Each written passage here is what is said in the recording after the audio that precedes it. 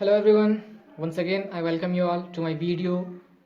This is the video of class 10 biology.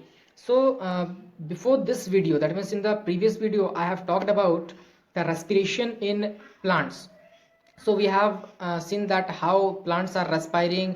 That means I have also shown in a picture how they are performing photosynthesis in the daytime and how they are performing the respiration in the night time. So you also may have got your answers that why the ancestors used to say that don't sleep under the tree in the night time, because the process is reversed in the night time. That means in the daytime they were taking carbon dioxide and releasing oxygen, but in the night time they are taking oxygen and releasing carbon dioxide. Why they were doing the reverse process? Because of respiration. That means they will do their breakdown of the glucose, or that means, or we can say, the food particles to get the energy.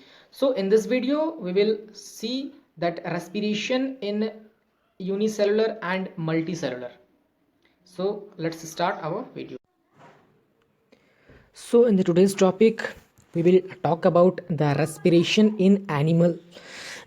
So let's start. So first of all, that we will see two type of respiration in the animals. First is unicellular, second is multicellular.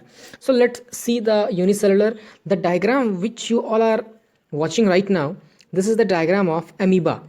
That means we have already started the respiration in unicellular. So let's see how unicellular perform the respiration. So in the previous topic what we have read, that respiration, that means the breakdown of food to give energy. So see over here in the unicellular, actually amoeba respire through the simple diffusion. Simple diffusion, that means the movement of molecules from higher concentration to the lower concentration. See, let's see over here that the oxygen is just entering from here and there, and after that when they are utilizing the oxygen, after that the waste product that is being made, that is the carbon dioxide, they are removing it out. So who is helping for the respiration over here? You can see that there is a membrane over here. The membrane that is present in the amoeba helps the oxygen to get in and helps the carbon dioxide to go out. So here is a question that comes in your NCERT book, that why the diffusion is insufficient to meet the oxygen requirement of multicellular organism. That means why the process of diffusion is not applicable in the body of the human beings, or we can say in the multicellular organism. See, just imagine one thing. Just imagine over here, this is our body. Now think that the oxygen we are taking by the help of the diffusion. Now imagine over here that if we want to run, now where we need the energy, or if we want to fight with someone, now we need a lot of energy over here, energy over here. So energy over here, energy over here. So if we need a lot of energy over here, now who will give the energy? When the food will break down, then only it can give the energy. Now who will break down the food? The oxygen. When the oxygen will meet with the food, at that time they will give us the energy.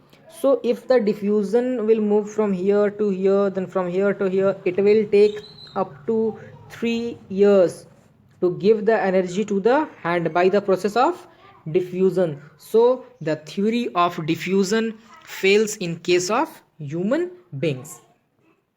So what is the special thing that we are having, that within a second we just ready to fight, within a second we are ready to run, within a second we get a lot of energy? So which system is present in our body? Actually in the human beings, or we can say in the multicellular, there is a special type of system present that is called circulatory system.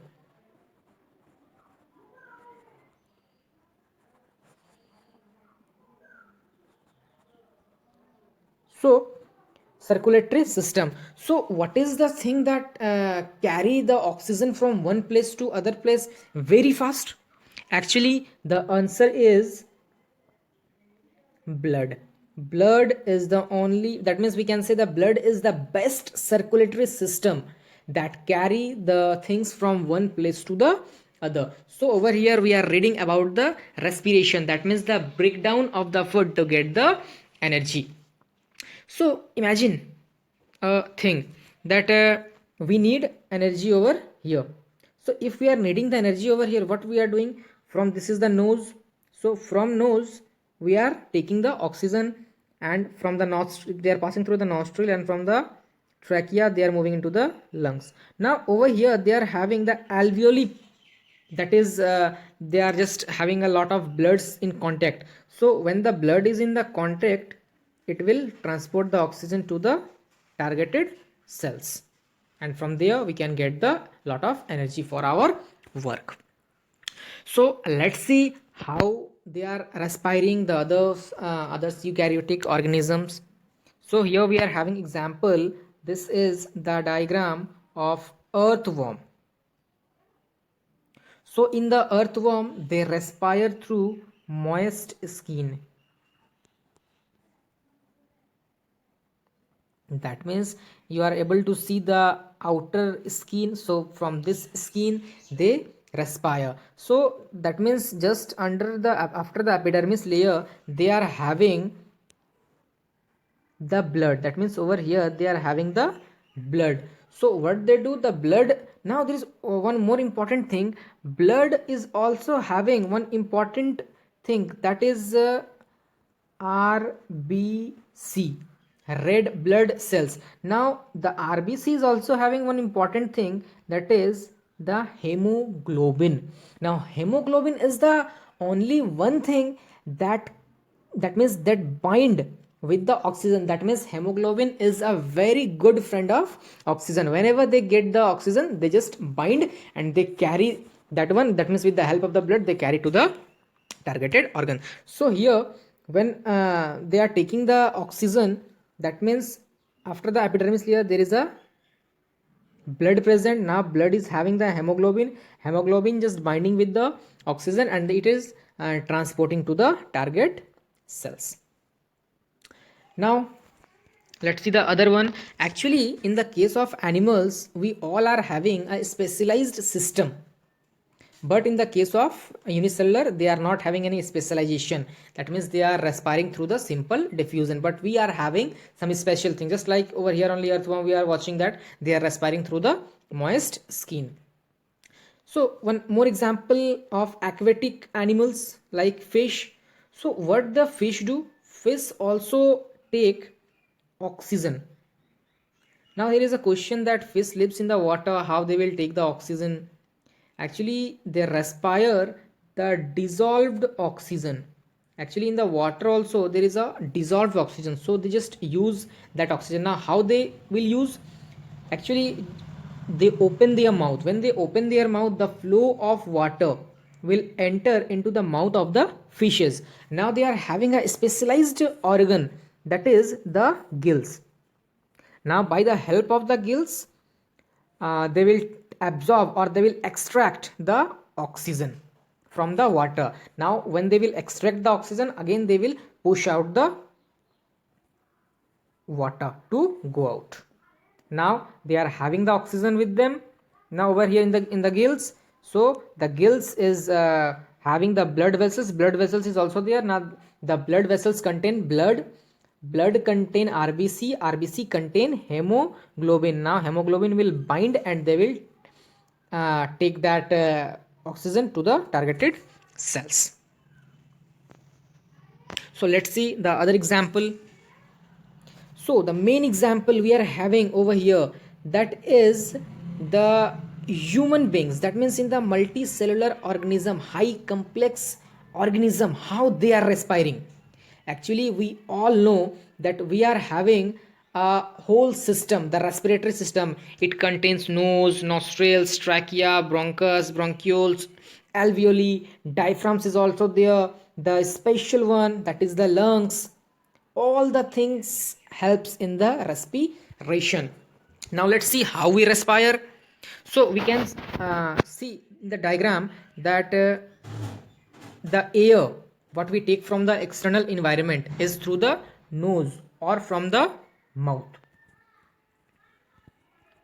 and then that oxygen pass through the trachea and then it move to the lungs. Now from the lungs they enter into the, that means they pass through the bronchioles, bronchus, and lastly they move to the alveoli part.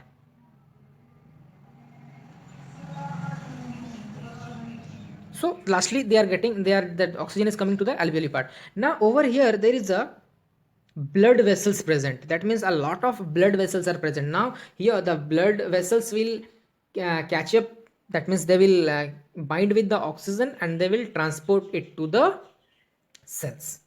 So and when the cell will get the oxygen, that means it is already having glucose, when they will, the glucose will mix with the oxygen, it will create energy, that means ATP, CO2 and H2O. Now here they are having again, that means it is waste product CO2. Now CO2 will again be carried up by the blood, and now the blood again it will give it to the, this part, the lungs. Now again lungs will throw it out through the nose. That means like this only we take O2 and we exhale CO2. Now you can imagine that how fast we are respiring, how fast is our body. So one more thing I'm having in my brain, that in this case we are able to see that fishes and the terrestrial, sorry, the aquatic organism was just respiring. Now can you imagine who perform the faster respiration, the fish or the human beings or the terrestrial? Actually the answer is the fishes. They respire very fast.